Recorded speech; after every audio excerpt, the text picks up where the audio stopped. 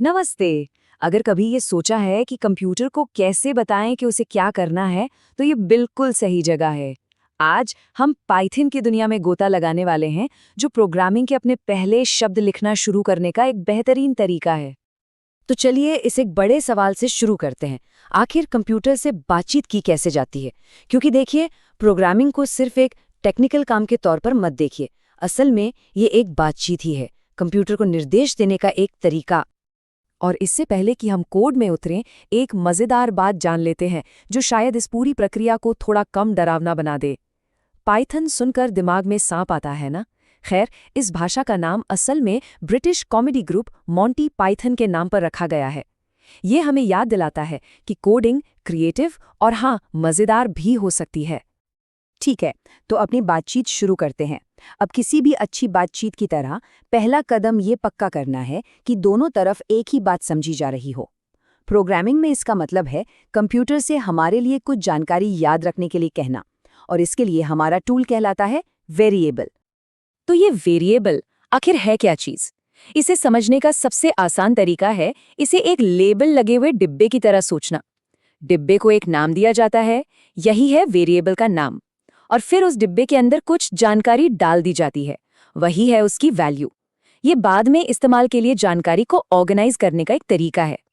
चलिए एक सीधा सा उदाहरण देखते हैं।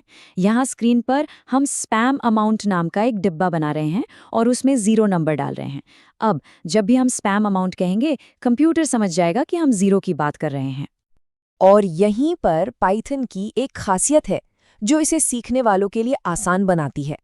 हमें कंप्यूटर को ये बताने की ज़रूरत नहीं है कि हम डिब्बे में नंबर डाल रहे हैं या टेक्स्ट या कुछ और।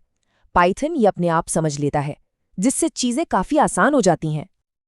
ये जो लेबल वाले डिब्बे हैं, ये कोई पत्थर की लकीर नहीं है।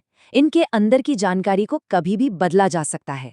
इस लाइन को देखिए, spam amount is equal to spam amount plus 4। ये कंप्यूटर से कह रहा है, देखो, पहले बराबर के निशान की दाईं ओर देखो। स्पैम अमाउंट डिब्बे में जो भी है उससे लो, उसमें 4 जोड़ो और फिर जो नया नतीजा आए उसे वापस स्पैम अमाउंट डिब्बे में ही डाल दो, पुरानी वैल्यू को हटाकर। ठीक है, तो हमने कंप्यूटर को जानकारी याद रखना सिखा दिया। अब अगला कदम क्या होगा? जाहिर है, कंप्यूटर से ये पूछना कि वो क्या सोच रहा है, वो हमें दिखाए। ये काम हम करते हैं फंक्शंस का इस्तेमाल करके। फंक्शन को एक पहले से तय कमांड की तरह समझिए, जिसे पाइथन करना जानता है। बस फंक्शन का नाम बुलाना है, उसके बाद पैरेंथेसिस लगाने हैं और पाइथन अपना काम कर देगा। सबसे आम फंक्शंस में से एक है प्रिंट। ये आप कह सकते हैं कंप्यूटर को ये बताने का तरीका है, स्क्रीन पर कुछ दिखाओ। इस केस में हम कह रहे हैं, मुझे दिखाओ कि स्पैम अमाउंट वाले डिब्बे के अंदर क्या है। और ये रहा जवाब।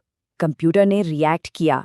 स्क्रीन पर 4 दिख रहा है, क्योंकि यही आखिरी चीज थी जो हमने स्पैम अमाउंट वेरिएबल में रखी थी। हमने एक सवाल पूछा और हमें जवाब मिला, हो गई ना बातचीत। और ये सब सिर्फ नंबरों के लिए नहीं है, हम टेक्स्ट के साथ भी यही काम कर सकते हैं, जिसे प्रोग्रामिंग में स्ट्रिंग्स कहते हैं। यहाँ देखिए, गुणा का निशान स्टार का एक अलग ही मतलब है। ये टेक्स्ट को दोहराता है, जिससे स्पैम स्पैम स्पैम स्पैम बन जाता है। पाइथन सिर्फ जानकारी स्टोर ही नहीं करता, ये एक बहुत ही पावरफुल कैलकुलेटर भी है। तो चलिए उन टूल्स को देखते हैं जो ये हमें नंबरों के साथ काम करने के लिए देता है। ये ऑपरेटर तो काफी जाने पहचाने लग रहे होंगे। हमारे पास जोड़, घटाव, गुणा और भाग हैं। और वो जो 2 स्टार हैं वो घात के लिए हैं, मतलब टू द पावर ऑफ। लेकिन डिवीजन में एक मजेदार मोड है। अब एक सवाल उठता है, जब 5 को 2 से भाग देते हैं तो क्या होता है? इसका जवाब एकदम सीधा नहीं है, और पाइथन हमें इसे संभालने के लिए 2 बहुत खास टूल देता है। ये स्लाइड इसे बिल्कुल साफ कर देती है। एक स्लैश है ट्रू डिवीजन, ये आपको एकदम सटीक दशमलव वाला जवाब देगा, 2.5।